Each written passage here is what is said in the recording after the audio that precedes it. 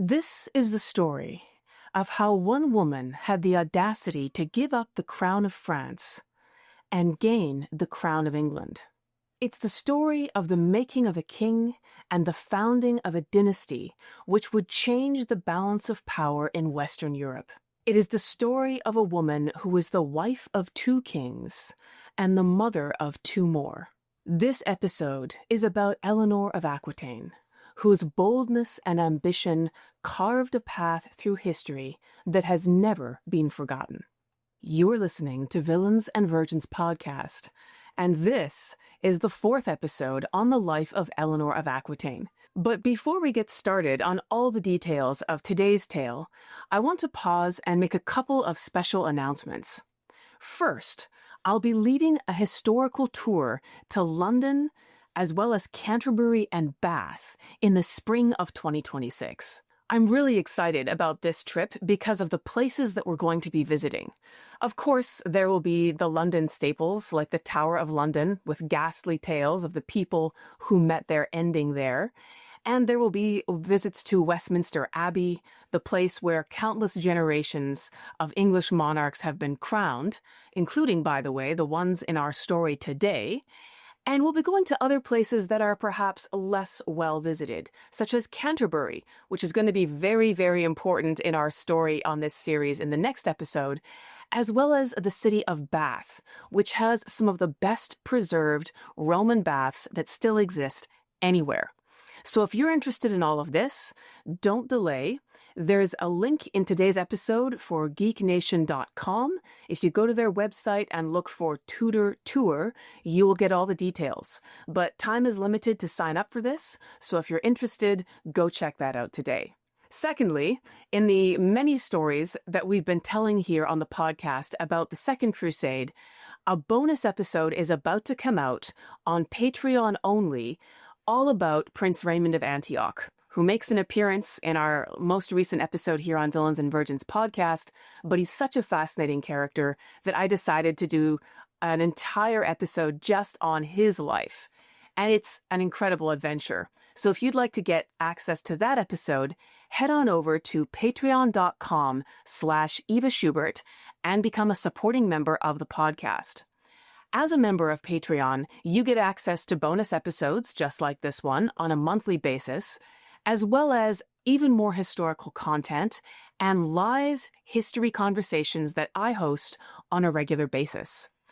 I also want to say a very special word of thanks to the many people who are already supporting the podcast on Patreon. You make this possible. And to those people who are supporting at the very highest level, I have a special word of thanks. These people are Richard Hubner, Charles Vigneron, Kenneth Jones, Tim Williams, Rick Kane, Gordon Carl, Agnes Viner, Errol Silverstein, Stephen Skorick, James Brown, and John Lacasse. Thank you so much.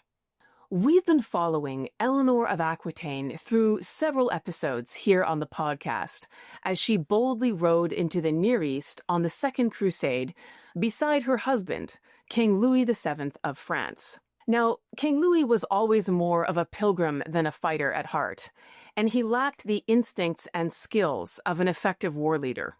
We saw the consequences of this in several episodes, from his disorganized army being ambushed with massive casualties to the very dubious decision to attack Damascus. His disorganized army met disaster on more than one occasion, with terrible losses of life, especially for the common people, the men who were serving as infantrymen and the civilians who had just signed up to join the crusade. During the absolute disaster of the Second Crusade, exactly no land was taken, tens of thousands of casualties resulted, and the armies left the Near East without having done anything to effectively improve conditions for the Crusader states that had called them in the first place. Furthermore, Queen Eleanor had become extremely alienated from her husband, Louis, while they were in Antioch, where she had supported the military strategies of the Prince of Antioch, her uncle, and Louis had met those suggestions with considerably less enthusiasm.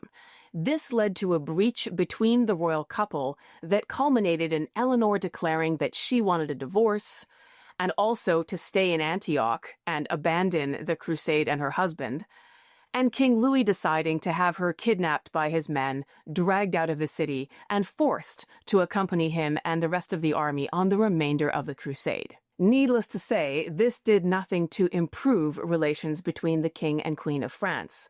And now that the Second Crusade was effectively over, the siege of Damascus in the summer of 1148 was finished, most people went home at that point.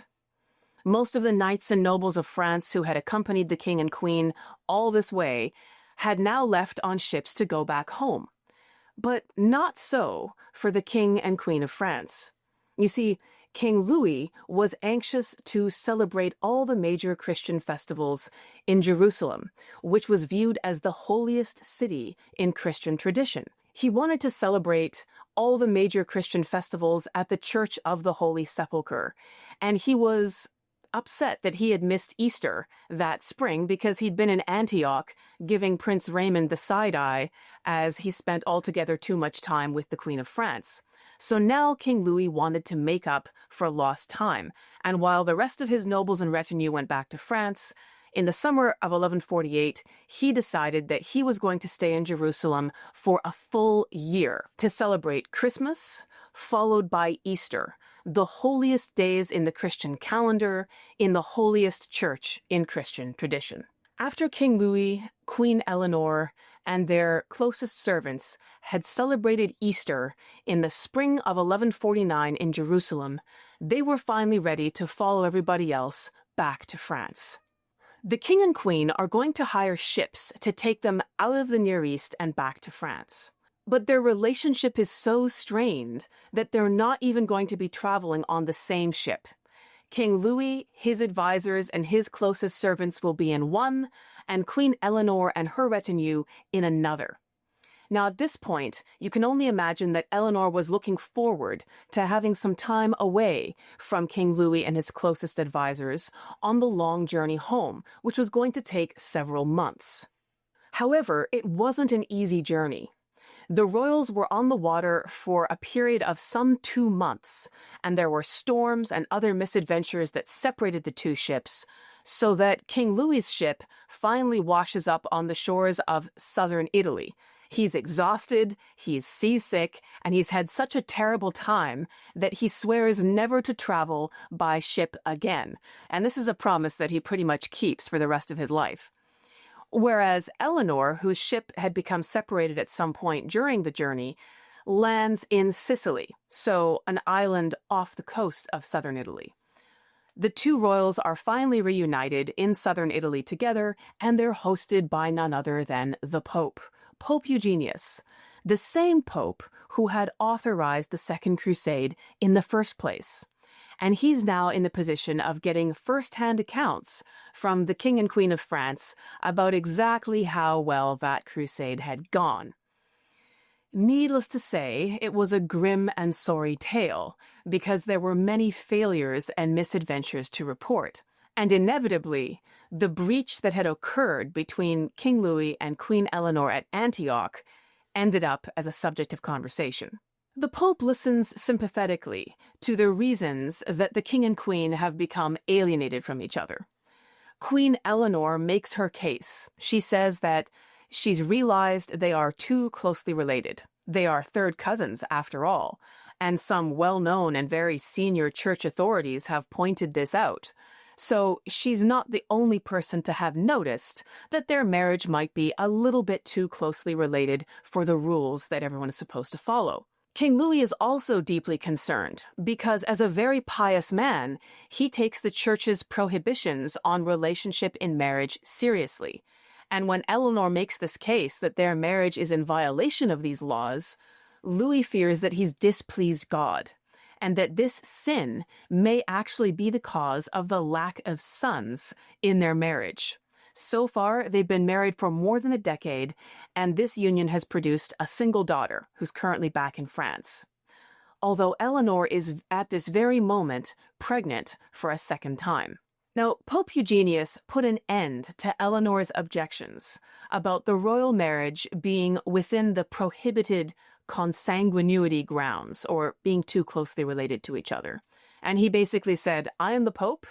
It is my job to determine what is right and what is wrong, and I don't see a problem here. Furthermore, if anybody else raises this accusation against the two of you, I'm going to declare anathema on that person.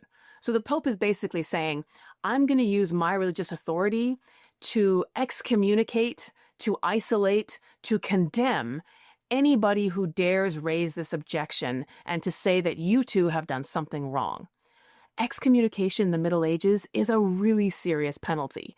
It puts the immortal soul at risk. This is what medieval Christians believed. And so for the Pope to make such a threat was saying he was going to put the full weight of his authority and power as the head of the Western Christian Church behind guaranteeing that this marriage was legitimate. So he assures Eleanor and Louis that there's no sin in their marriage. He blesses the child that Eleanor is now carrying. And then in this very fatherly way, he says, I'm going to put the two of you in bed together. Here, you're going to share this bed. You're going to have some of my best linens. And in this very fatherly scene, he basically tucks the two of them into bed together, blesses them, and then closes the door. And presumably he was praying before and after this, trusting that after having assured them there was no sin in their relationship, they could now become reconciled.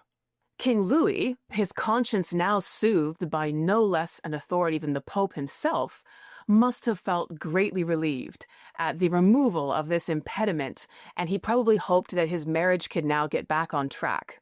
But Eleanor had very different feelings at this moment. Remember, she wasn't raising this issue of being closely related to her husband because she'd suddenly discovered a family tree somewhere and started to worry about sin. Eleanor was raising this issue of relationship because it was the only acceptable pretext she could think of for getting out of a marriage that she no longer wanted. She didn't actually care about the degrees of relationship. She was using this argument because it was one she knew was going to hold weight with the king and with the church, and she needed them to be convinced in order to be released from her marriage. So at this moment, after campaigning for months for this divorce, to have none other than the Pope effectively squash her argument and say that he would silence anybody else who dared to raise it, it must have been an incredibly bleak moment for Eleanor. The only window of hope that she'd come up with that might have offered a way out of her marriage had just been slammed shut and deadbolted. Eleanor was thoroughly disgusted with Louis at this point. She thought he was a weak character, overly pious, lacking in military instincts, and someone who was easily manipulated by his closest advisors, who were all men of the church.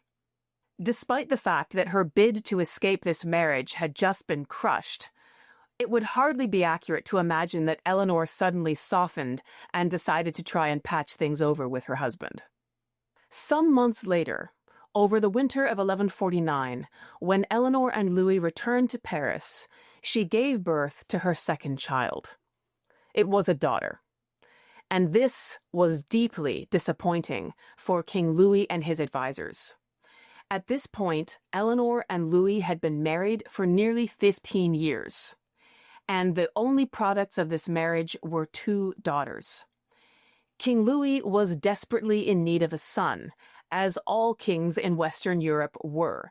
They wanted a male heir to secure their dynastic lines, and Eleanor had failed to produce one in 15 years. Now, of course, this was immediately blamed on her. Many of the king's advisors saw her main role as the production of a male heir, and failure to do so was failure that she owned. The king did not receive any of the blame for this, even though, of course, his participation would be a critical feature in the production of a male heir. But if the failure had happened, it was entirely the fault of the woman. So this pattern of blaming the woman isn't unique to King Louis and his advisors.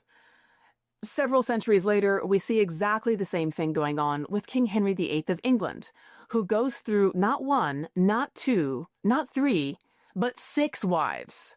And with each one, he's trying to get a son, and when that woman doesn't produce one, he gets rid of her and he tries with another woman. So failure to have a male child was viewed entirely as the fault of the woman. Now, in some ways, this blame that is being laid in front of Eleanor is not entirely a bad thing from her point of view. You see, despite the Pope's best efforts to reconcile her and Louis, Eleanor's desire for divorce, first expressed at Antioch a couple of years ago, has never gone away. And so now, as the king and his advisors are wringing their hands and blaming her for being a failure, King Louis is finally ready to let her go. He's been persuaded that if he gets rid of Eleanor and weds a different woman, that perhaps finally he'll get the son that he has so long wanted. Now, you might be wondering, what about the Pope? Didn't the Pope say that this marriage is legitimate and there is no reason to dissolve it? Yes, he did. But now that the King of France wants it, for politically expedient reasons, such as the production of a male heir, now the separation or the annulment of this marriage can proceed. We can also imagine that in addition to the advice of his advisors, who were telling him he desperately needed to have a son and he'd better find another woman to give him one, King Louis was probably personally worn down by the hostility that emanated from Eleanor whenever they were together. She made no secret of the fact that she didn't like him and she didn't want to be in his company any more than was absolutely necessary. And so this moment where the king changes his mind and says, okay, let's dissolve this marriage, is perhaps a moment of surrender to that as well. So the king and his advisors begin working out the details of this split. And it's not just a personal separation, it's going to be a very major geographic and territorial one as well. Remember that Eleanor is the wealthiest heiress in Western Europe at this time. She has inherited the Duchy of Aquitaine, which is a huge amount of land. It's very wealthy, and her land of Aquitaine is actually slightly larger than the land that is directly controlled by King Louis himself. There are other lands in France, of course, but they're held by his vassals, and so different nobles rule over their little parcels of land, and they have oaths of allegiance or fealty to the king. So the king has indirect control over those territories. He has direct control over territories that he holds personally. So when Eleanor married Louis, Aquitaine became part of that land that King Louis directly controlled. But if she's going to separate from King Louis, Aquitaine will cease to be part of King Louis's direct territory, and it will now just be territory that's held by one of his vassals. In this case, Eleanor, who's going to go from being the Queen of France to being just another vassal or noble who owes loyalty to the King of France. But such complex arrangements took a while to put down on paper, and while these discussions are being had, Eleanor is still residing in Paris with King Louis. She's still part of the royal court. She is still the Queen of France. And it's at this very sensitive moment when a very ambitious father and son come to the royal court to pay a visit. Now we need to pause here and really introduce this father and son and their family, because they're going to have a major effect on this story and on the history of Western Europe. So bear with me as I spend a little bit of time developing these characters for you. The man was Geoffrey Plantagenet. So he's tall, red-headed, and very handsome. He's called Plantagenet because he has this habit of getting the flower of a Scotch broom bush, which is kind of yellow, and sticking that into his helmet as a decoration. And so the word Plantagenet refers to this sprig of yellow blossom that he likes to put into his headgear. Plantagenet is actually a nickname, but his other nicknames are Geoffrey the Handsome and Geoffrey the Fair. So he's a very good-looking man, and he's also reputed to be an excellent knight, which means very good on a horse, very good at fighting. Geoffrey came from a region called Anjou, which is one of the largest duchies in France. So he is also a vassal of the King of France, and that's one reason why he's paying this visit. Now, Geoffrey's wife, Matilda, is really important. And that's because Matilda is directly descended from William the Conqueror. William the Conqueror is that very ambitious Norman who became the King of England in 1066. That meant that Matilda's father was the King of England, and she herself had a claim to being the ruler of England when her father died. In fact, her father had declared that Matilda should take the throne of England after him. So she had legitimacy both by declaration and by inheritance. The problem for Matilda was her cousin.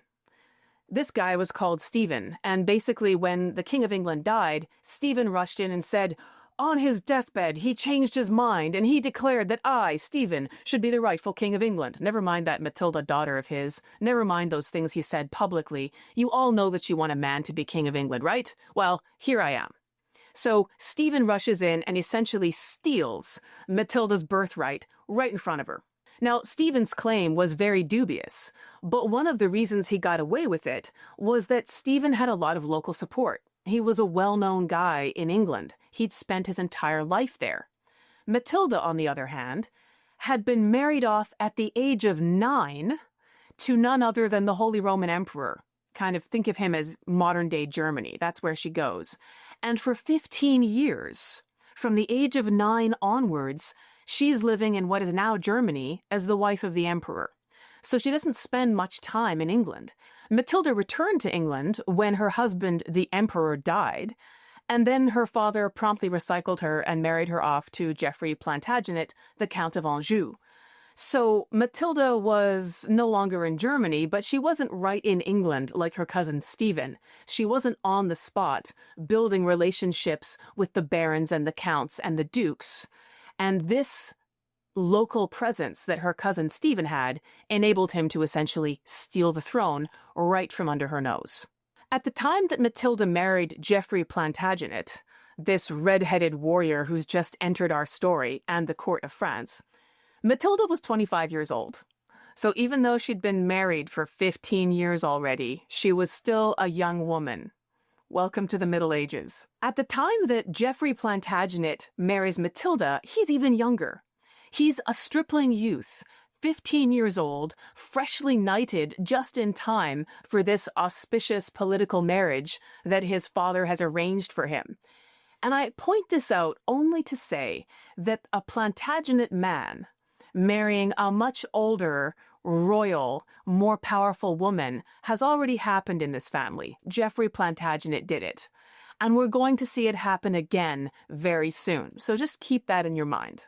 So we have Geoffrey, we have his wife Matilda, who's a contender for the English throne, and then we have Matilda's cousin Stephen, who's actually sitting on the English throne, saying, I'm the king and you're not. So there's an ongoing struggle that Geoffrey and Matilda are now embroiled in, where they're fighting for land that Matilda should have inherited, but is being disputed by her cousin. Between the two of them, Geoffrey and Matilda are assembling a very ambitious domain. So Matilda is asserting her right to be Queen of England, and Geoffrey is busy taking territory in Normandy on her behalf. He's actually leading troops and seizing control of land. Now, at this point, we have to pause and understand a couple of things about Normandy, France, and England, because modern-day England and France, as we know them today, don't exist at this point in the 1100s. You have a collection of duchies and fiefs, or parcels of land, that are held by nobles that are loyal to the King of France, and you have a collection of pieces of land that are held by nobles in England who are loyal to the King of England. Normandy is a particularly strange region of land because it was a section of land that was originally granted by the French king to a bunch of Norsemen or Vikings back in the 9th century, so, a couple hundred years ago. And these Vikings had been storming up the coast of France, smashing and grabbing loot from monasteries, seizing valuables, and causing all kinds of trouble. So the King of France, a couple of centuries earlier, said to some of these Northmen, why don't you guys settle here in this section of land? you can hold this land and make homes here under my authority. So you'll swear allegiance to me as the King of France, you'll become my vassals, but you can rule this part of land, which then becomes known as Normandy because of the Northmen or Normans who inhabit it. So Normandy is originally part of France. But things get complicated in 1066 because these Normans are notoriously ambitious. They're very good at fighting, and they're always looking for ways to build their own kingdoms and take more land. So one of these Normans in Normandy, which is in France, decides to go and invade England. His name is William the Conqueror, and he succeeds. So William the Conqueror becomes the King of England, and everything that he holds in England is now his territory as King of England. But that land back in France that is called Normandy, he still holds that land, but under the title Duke of Normandy. So he's the King of England, but Normandy in particular is land he holds as a vassal of the French king. So it's kind of a complicated situation. It may sound strange, but you could be the sovereign King of England at this moment in history who rules over other nobles and gets their allegiance, while also holding land in France as a vassal of the King of France, or a noble who's under his authority in France. This is the situation. So Matilda is asserting two claims. She wants to be the Queen of England, but she also wants to take over this Normandy, which is part of France. And the region of Normandy was typically held by the same person who wore the English crown, ever since Matilda's grandfather, William the Conqueror, made that a thing. But the question at this point, in the mid-1100s, is who wears the English crown? Because it's currently being worn by Matilda's cousin Stephen, and she says it should be hers. So what brings Geoffrey and his son Henry to the court of France at this moment is that Geoffrey Plantagenet has been leading troops in Normandy, taking over this land, and he wants to have his son Henry, his and Matilda's son Henry, recognized as the Duke of Normandy, the person who has inherited these lands that his father has retaken. But in order to do that, he needs the permission of the King of France, right? Because the King of France is the one who grants these titles to nobles, and so he's asking King Louis to essentially rubber stamp a conquest that's already happened, and to officially recognize Geoffrey's son Henry as the noble who holds Normandy. Now, Eleanor, as Queen of France, certainly met Geoffrey Plantagenet and his son Henry on this visit. We don't know exactly what transpired between them, but there must have been several very significant conversations. Geoffrey's son Henry resembled his father in many ways. He was red-headed, physically tough, and fiercely ambitious. He wasn't described as fabulously good-looking like his father, but he had many of the hard skills that had made his father so successful. Henry was 18 years old at this point, and he was just declared the Count of Normandy officially by the King of France, so his prospects have just improved. He's now got this noble title, and because his mother Matilda has a claim to the English throne, he's a contender for that title as well. So at this point, when Geoffrey Plantagenet and his son Henry show up in the court of France, Eleanor knows that she's basically single. I mean, the ink needs to be signed on the important documents, but her marriage to King Louis is over. They're just in the process of making it official. And she has to be thinking about what happens next. Now, Eleanor and Geoffrey Plantagenet are both very intelligent people. They understand how medieval politics work. They understand that a match between Eleanor and young Henry would dramatically improve his prospects. And it could be very beneficial for Eleanor as well. We don't know what conversations passed between Geoffrey Plantagenet, his son Henry, and Eleanor, but we do know that once they left the court of France, in September of 1151, three things happened in very quick succession. First, Eleanor officially separated from King Louis. Second, she leaves the court of Paris and returns to her ancestral lands in Aquitaine in the south of France. Third, Geoffrey suddenly died of a fever on the ride home, which meant that his son Henry automatically inherited all of his father's titles, such as Count of Anjou, in addition to his newly acquired title of Duke of Normandy. By the following spring, March 1152, Eleanor's marriage to Louis had been formally dissolved on paper, so they had officialized in print what had already happened in fact. And now the shocking part. Within 8 weeks of that document being official, in May of 1152, Eleanor has married Henry Plantagenet. At this time, Eleanor was about 28, and young Henry was 18. And they had this marriage very quickly and quietly. There wasn't fanfare or celebration or big festivities. They had it in the presence of a few significant witnesses so that the legitimacy of what had happened could be verified. And like his father Geoffrey, young Henry was marrying an older woman who had already worn a crown. So this is a very bold and risky move for young Henry. He's basically insulted the King of France. And not just in the way that you might think, because he's taken his wife, or ex-wife, as is now the case, but in a very serious way from a feudal point of view. You see, the King of France is the liege lord, or the overlord of Henry. Henry is the Duke of Normandy. He just got this title by the good graces of the King of France, and in exchange for being given that title and that land, he's supposed to be obedient to the King of France. He owes him loyalty. And one of the things that means is that he requires his liege lords permission to get married, particularly to another very important noble house. This was standard. So good form would have required him to formally request the King of France's permission to marry another noble family. And the King of France had a good reason for having this protocol because he had a vested interest in making sure that none of these nobles formed alliances that were so strong that they became a threat to his own power. And King Louis would absolutely never have given permission for this marriage. And of course Henry knew that, which is why he didn't bother to ask. And in theory, Eleanor also required the king's permission to marry, not because he was her ex-husband, but because she too was now a vassal. She was a noblewoman who held the Duchy of Aquitaine under the authority of the King of France. Whoever she married was going to be very significant because her land would join that person's land.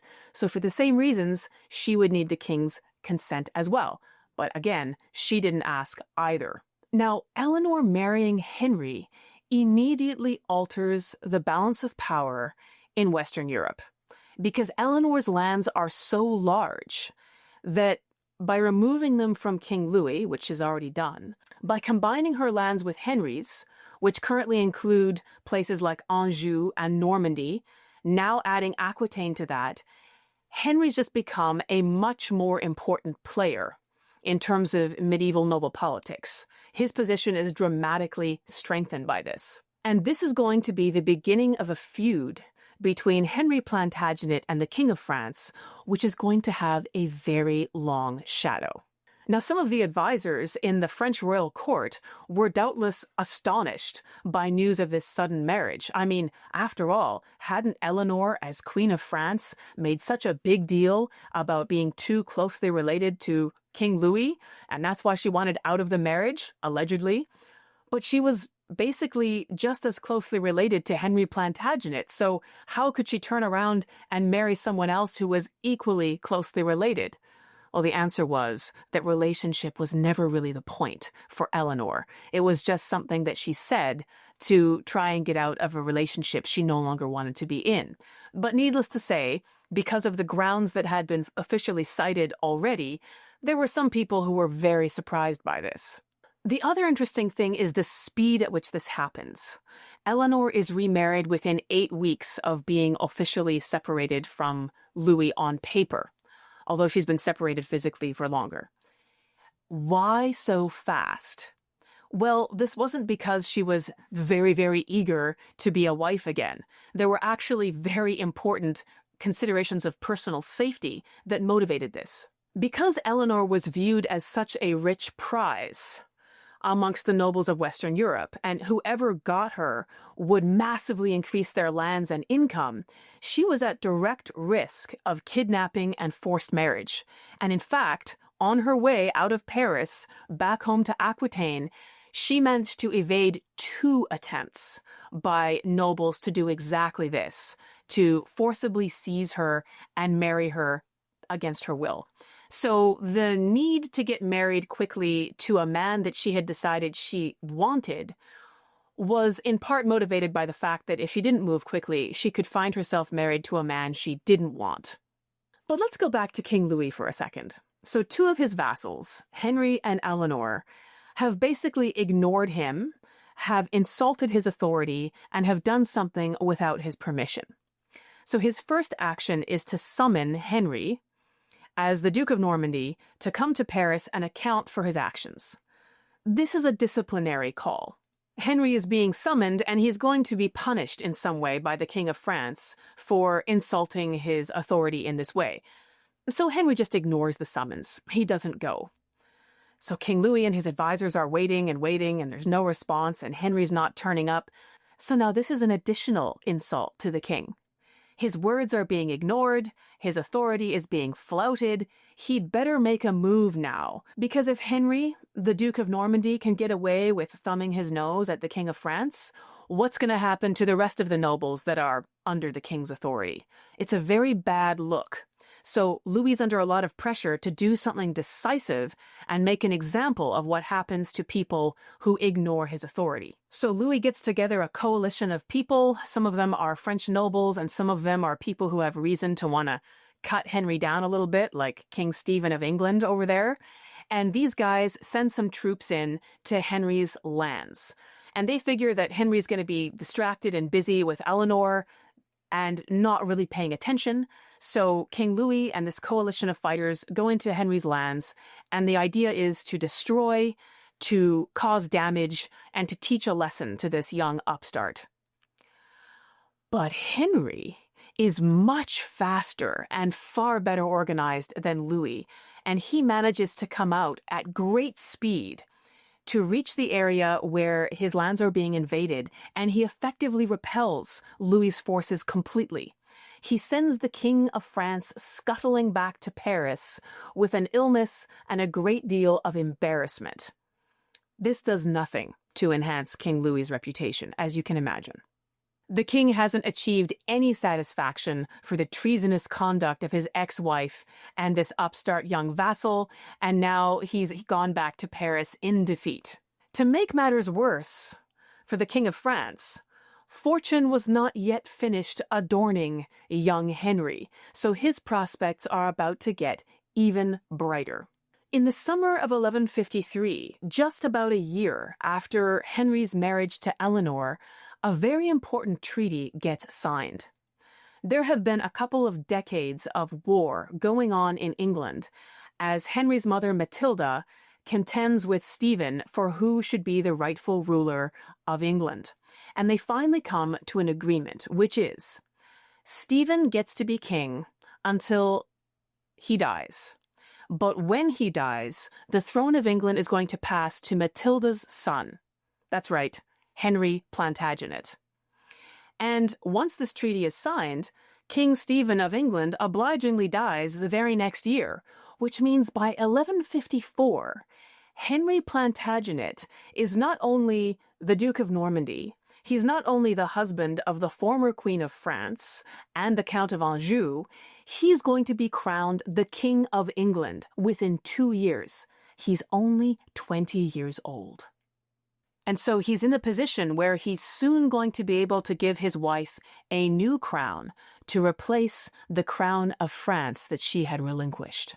As for Eleanor, she had traded the very pious and unwarlike Louis of France for a younger man who was everything her first husband was not. Extremely effective in battle, very ambitious, and very strong-willed. It was the beginning of a totally new chapter in her life, one that will take her across the water to become the Queen of England. Henry, Eleanor's husband, will become known to history as Henry II, or Henry Plantagenet. the beginning of the Plantagenet dynasty in England. Now remember, Plantagenet isn't a family name, it's kind of a nickname. Now there are some historians who quibble about this, and they say, well, Plantagenet is not really the family name. Henry should be called Henry Angevin because he's from Anjou, so that would be closer to the family name. But I think Plantagenet is much more commonly used, and so for the sake of keeping things less confusing, I'm just going to keep calling him Henry Plantagenet or Henry II. Unlike Eleanor's first husband, Louis, Henry II is not particularly respectful of the power wielded by churchmen. He tends to view it quite cynically. And in this, he was like his father before him, who was very resistant to being manipulated by bishops who would threaten various spiritual penalties in order to extract political gains. This doesn't mean that he's hostile to anyone associated with the church, of course. In fact, as the new King of England, he's going to have a strong need for educated men to build his new administration. And anyone who is educated received their education from the church. So he's going to have church-trained administrators and officials that he'll be working with on a regular basis. And one of these, a very gifted and highly principled young clerk, is a man called Thomas Becket, who quickly becomes a very effective administrator for King Henry and a strong favorite, personally. A friendship grows up between these two men, but we'll hear more about Thomas Becket in our next episode. Henry finds himself about to be crowned king of an England where there has been more than 20 years of fighting between his mother Matilda and the previous holder of the throne, and huge divisions amongst the nobility in that country. And so his mission is going to be to consolidate his authority, to bring a sense of unity and stability to a country that has long been without it. So in this first couple of years of his marriage to Eleanor, Henry is spending a lot of time away. He's over in England, sorting out matters of inheriting the crown and setting up an administration, and Eleanor remains behind in southern France for the time being. She's waiting until matters for Henry are settled, and then she too will sail over to England and join him in setting up the new royal court. But Eleanor in this period begins to preside over a cultural flowering which will make her famous. Out of the shadow of the dour churchmen of northern France who had taken such a dim view of her Aquitanian habits and her love of poetry and song, she's now free to create a court in which she shapes the culture. And she begins to do this in southern France, and she's going to carry the ideas and the culture with her when she goes over to England. Remember that Eleanor is the granddaughter of William IX of Aquitaine, the troubadour duke who was so significant for his contributions of love poetry. This idea of courtly love, the idea of songs and poems of longing that are sung publicly as part of entertainment in royal courts, was something that William IX had a lot to do with pioneering, and making this something that was done in Aquitaine, that made it distinct and different from other parts of France. Eleanor grew up in this milieu. She was heavily influenced by it, and now that she finally has the freedom to create a court that is shaped by her tastes, she brings these Aquitanian songs and poems with her. The very idea of courtly love is one of this longing for a woman who is largely inaccessible. And it didn't always exist. We've inherited this view of the Middle Ages in which knights and longing and jousts and poetry and courtly love are all part of the same picture, but there are definitely moments when these elements enter where they weren't present before. And so the idea of this stylized longing, of these songs and stories, are heavily influenced by Aquitaine and shaped by Eleanor herself. Now, the idea of this longing for a woman who's inaccessible isn't that surprising in a culture of the Middle Ages where many a beautiful noblewoman was married as a child, at the age of 9, like Matilda, for example, to someone that she didn't choose, somebody that her family decided they needed to make an alliance with for political or financial reasons. And so marriage is something that nobles in the 1100s have very little choice about, especially the women. And therefore, as these child brides grow into maturity, it was hardly surprising then that knights and poets might experience desire for some of these women who are trapped in marriages that they didn't choose, and that these women might desire them back. Not every courtly love story is about a married woman, of course, but a very large number of them are. As a result, the distinguishing features of courtly love, poems, and stories are longing, secrecy, and the danger of forbidden love. And some of the best known medieval legends and stories, the ones that we've all grown up hearing, are a direct result of this period. So if you've ever watched a film about King Arthur and his knights and Lancelot and Guinevere, you can thank Eleanor for this. The story of Lancelot and Guinevere is one of the most famous forbidden love stories of the medieval period, and it's a central part of the legends of King Arthur and the Knights of the Round Table. So Guinevere is the queen, she's King Arthur's wife, and Sir Lancelot is one of the Knights of the Round Table, so a friend of King Arthur and someone who owes the king loyalty and obedience. But of course, Sir Lancelot falls wildly in love with Queen Guinevere, and she with him. And so there's this long, torturous affair between the two of them, which is completely forbidden, which is treacherous, which is tragic, and which neither one of them can forswear. And that has all the hallmarks of what we now call courtly love.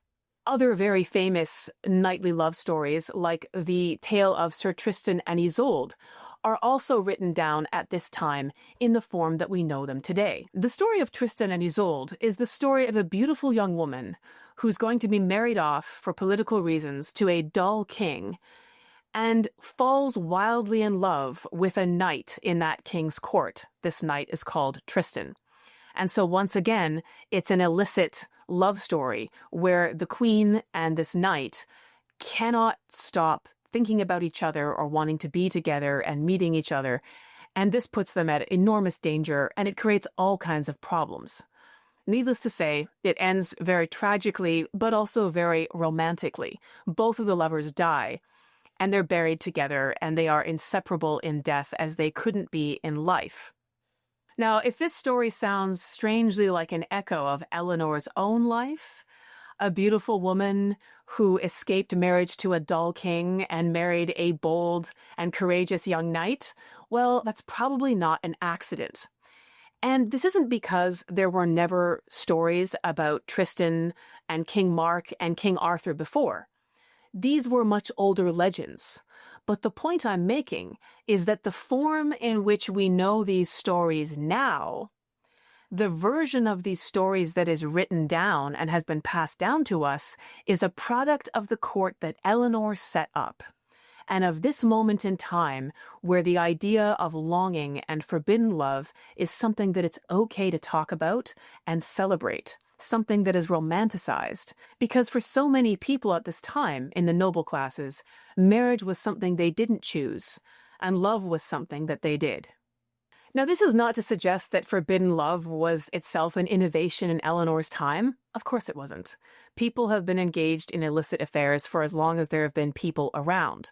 The difference is that the culture of courtly love spoke about this in very romantic terms. It celebrated love for its own sake, instead of viewing it as treasonous, as something shameful and sinful and something that needed to be swept under the rug.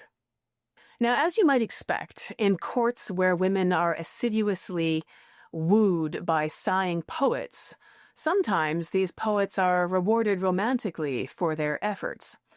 And there's a very amusing story about this that intersects our story right here. So there's a young poet called Bernard of Ventadour who shows up in this court that Eleanor is building because he has the skills. He's a celebrated poet. He's very good at love songs. And so he's welcomed, he's given a job, he's given a post, he's welcome to write his songs, and he's received some support for doing that. This was the culture. But Bernard had actually been kicked out of his previous post for being a little bit too successful in wooing a noble woman over there. So he was lucky to escape by just being fired and told never to come back again. But he already has a bit of a reputation as being quite successful wooing ladies. Soon enough, Henry, hearing that this amorous poet was now singing soulfully to his wife back in southern France, decides that the best course of action is to summon this poet to his own presence in England and have him singing songs of a very different kind. And he does this. So Bernard now has this new gig in England singing martial songs about battle and courage and bravery, while privately he's still writing these poems pining for the beauty of Queen Eleanor that he's been forced to leave behind. In this respect, Bernard was somewhat fortunate. Sometimes poets were punished quite severely for publicly praising the wives of powerful men. And one story I heard about this had a poet who was badly beaten and then suspended upside down or head first over an open sewer for a while by a vengeful husband who was not amused by this poet's romantic praises of his wife. Not everyone was a fan of courtly love. As for Eleanor, she bore Henry their first child in 1153, and it was a son. She then went on to have 4 more sons and 3 daughters with him. Eleanor is said to have complained of her first husband, King Louis of France, that she had married a monk, not a king. This was clearly no longer a problem in her second marriage. For her ex-husband, Louis of France, this must have seemed like adding insult to injury. Not only had she taken the vast lands of Aquitaine and united them with Henry, which both weakened Louis and strengthened a rival, but she was now busy producing a very healthy selection of male heirs to fortify Henry and the dynasty he was building in England. In many ways, Eleanor had set Henry up to be more powerful than King Louis himself. One woman's divorce and remarriage had permanently altered the balance of power between England and France. King Louis was left with less land and still, even though he had remarried, no sons. But King Henry II, founder of the Plantagenet dynasty, was well on his way to acquiring far more power and influence than even the King of France. And he did so with the former Queen of France by his side. I hope you've enjoyed this episode and this series on the Second Crusade and the life of Eleanor of Aquitaine. Make sure that you're subscribed to the podcast so that you don't miss our next episode, which is explosive and all about the murder of possibly the most famous churchman in England. If you want even more history, head on over to patreon.com/Eva Schubert so you can get access to our soon-to-be-released bonus episode on Prince Raymond of Antioch and regular bonus episodes on a monthly basis. Thank you so much for being here, and I'll see you in the next episode. Welcome to Villains and Virgins podcast. And today I have a special bonus episode just for Patreon supporters like you. Because without you, Villains and Virgins podcast wouldn't exist. So thank you. Raymond, Prince of Antioch, is surrounded and outnumbered. He's in the middle of a battle with a much larger army. An army that is headed by a fearsome Seljuk governor who has repeatedly invaded the Principality of Antioch in the Near East. This is Raymond's territory. So the battle has been brought very much to him. This is a fight for survival, and he knows that the Seljuks aren't going to stop. So Raymond leads a much smaller force against this army in a battle that he must have known from the outset he was unlikely to win. And as his men clash and are surrounded and are being cut down around him, there's a moment in the battle where there's an opening, where Raymond could actually escape. He could flee, he could save his skin, and one of his allies recommends he do exactly that. Leave now. You got this opportunity, just run. Many of us like to think that only a coward would do such a thing, But it's a very different calculation to make when you're watching men that you know well get cut to pieces around you, and you're hearing the screams and the groans, and you're looking at bodies that were once full of life fall into pieces around you. Raymond refuses to run. Raymond decides to stay. And this is a decision that he makes because he led these men into this battle. And he's not going to abandon them to their fate just so he can save his own hide. And so despite the fact that at this point, defeat is inevitable, and therefore, for Raymond, probably so is death, he chooses to stay. And he does die. So do basically all of his men. His head is cut off, put into a box, and sent to the Seljuk Sultan as a token of the glorious victory of that Seljuk governor over the Prince of Antioch. By any measure, Raymond's death is heroic. It's full of courage, it's full of solidarity, it's the pinnacle of knightly valor. And it's a story that captivated my attention. I immediately wanted to know more about this man. And his is a very colorful life. But what's most interesting about it is that there's also a dark side to how Raymond became the Prince of Antioch. So today's story is a story of in-betweens. It's a story of the Crusader states and the politics of the noble families who ran them, their rivalries with each other, their fighting, their alliances. And because much of history follows just the Crusades itself, and the figures who lead these armies into the Near East and out of them, the story of what happens in the Crusader states in the meantime is much less well known. To tell Raymond's story, we have to go back quite a ways, long before the Battle of Inab, long before the Second Crusade and the scandal of Eleanor of Aquitaine, long before Raymond even comes to Antioch. We have to go back to why there was an Antioch in the first place. This has been a preview of a special bonus episode for Patreon subscribers at Villains and Virgins podcast. To hear the rest of this episode, and for live history chats and monthly bonus episodes like it, head on over to patreon.com/Eva Schubert and become a supporter of the podcast. Thank you so much for listening, and I'll see you in the next episode.